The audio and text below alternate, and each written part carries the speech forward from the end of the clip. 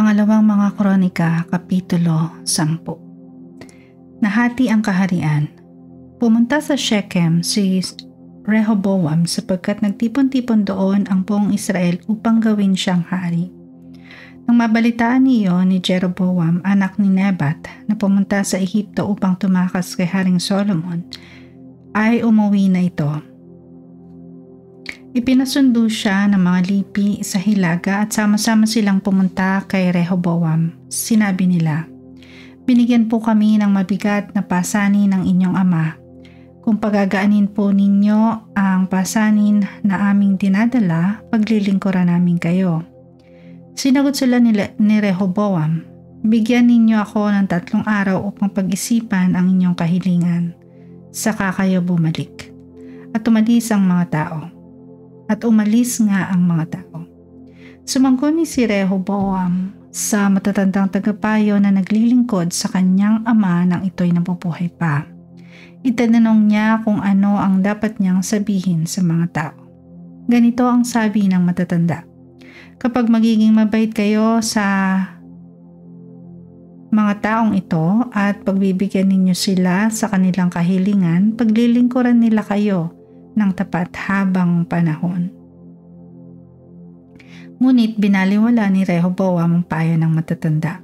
Sa halip, sumangguni siya sa kanyang mga kababata na ngayoy mga tagapayo niya.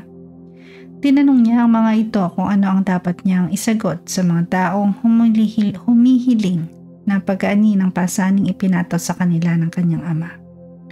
Ganito naman ang sagot ng mga kabataan.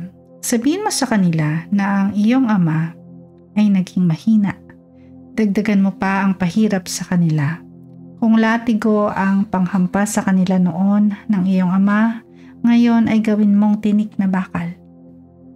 Nang 3 araw, bumalik nga si Jeroboam at ang mga taong bayan ayon sa sinabi sa kanila ni Rehoboam. Taliwas sa payo ng matatanda, mabagsik ang sagot niya sa mga tao. Ang sinunod niya ay ang payo ng mga kabataan. Sinabi niya, "Kung mabigat ang ipinapasan sa inyo ng aking ama, daragdagan ko pa iyan. Kung hinagupit niya kayo ng latigo, may tinik na bakal naman ang ihahagupit ko sa inyo." Hindi nga dininig ng hari ang karaingan ng bayan.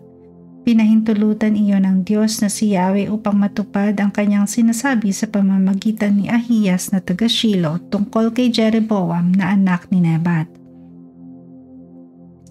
Nang hindi sila pakinggan ng hari, sinabi nila, "Umuwi na tayo, o Israel. Ano bang mapapala natin kay David? Ano bang nagawa para sa atin ng anak ni Jesse? Bahala ka na sa buhay mo, Rehoboam." At umuwi na ang mga mamamayan ng Israel.